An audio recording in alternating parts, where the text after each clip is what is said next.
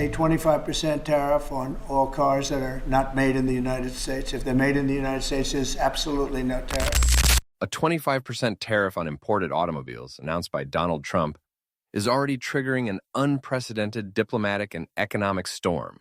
The goal is to protect the domestic auto industry, but the real consequences are beginning to erode the foundations of the United States' global relationships with key allies.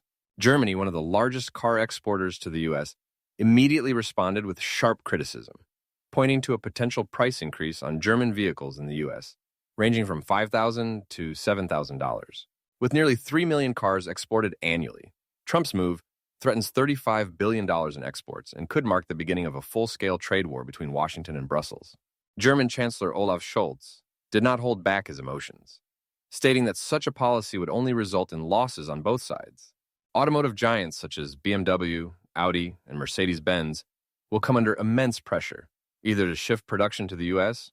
or to lose the market. For the U.S., this means rising car prices, reduced consumer purchasing power, and a blow to the middle class. But the issue is not limited to Germany. The European Union is already preparing a counterstrike. The introduction of tariffs up to 30% on American agricultural products, soybeans, beef, corn, totaling approximately $12 billion annually. Also in the crosshairs are U.S. digital giants, Apple, Google, Amazon, against whom the EU is preparing tariffs of up to 20%. This is no longer a dispute over automobiles. It is a full-blown trade confrontation, in which the U.S. risks losing several economic fronts at once. Trump's domestic support is beginning to crack.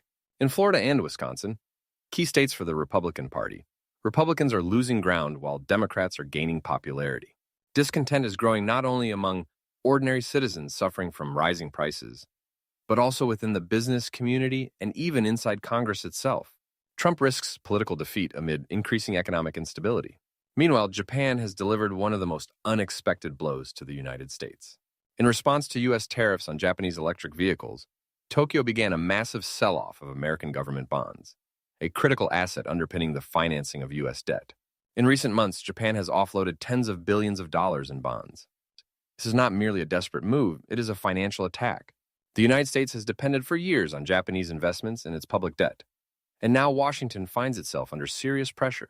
Japanese automakers, Toyota, Honda, and Nissan, possess cutting-edge technologies in hybrids and electric vehicles. However, instead of support, they are being hit with tariffs by the United States. Japan's response is clear. If you close the market to us, we will stop financing your deficit. This is no longer just a tariff dispute. It is a shift in the global financial architecture. The situation is further exacerbated by the fact that other countries have also begun to reevaluate their currency and debt strategies. China, South Korea, and India, all of them are reducing their holdings of dollar-denominated assets.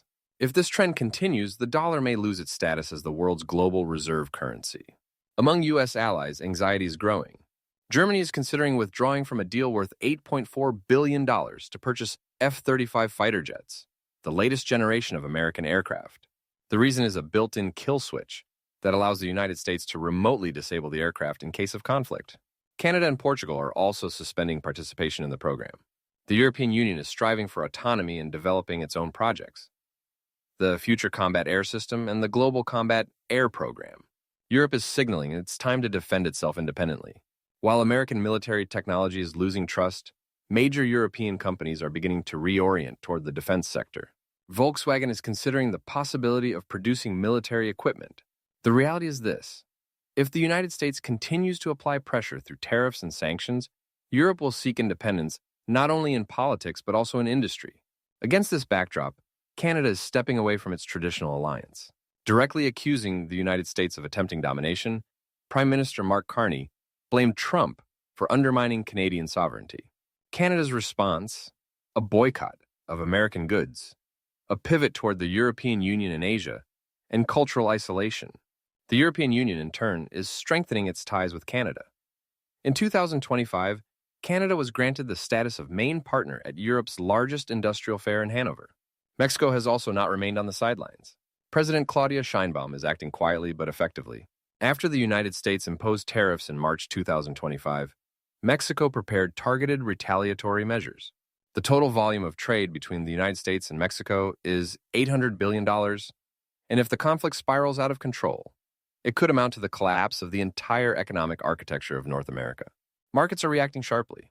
According to the WTO, U.S. exports to key regions have declined. Steel production in the United States fell by 8% in the first quarter of 2025, the steepest drop in 5 years. The tariffs have led to an increase in consumer goods prices by 5 to 15%, hitting the wallets of ordinary Americans.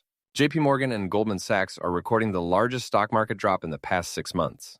The S&P 500 and Dow Jones indices have fallen by 12% and 10%, respectively. Economists warn, without a policy reversal, the United States could face a recession by the end of 2025. Inflation, reduced purchasing power, and job losses are no longer just a threat. They are becoming reality. The IMF forecasts a slowdown in global growth and a 2% contraction of the U.S. economy in 2026. We are standing at the threshold of a global reconfiguration. The United States risks losing its economic, political, and strategic positions. And if the White House does not change course, the world may finally shift toward multipolarity without Washington at its center.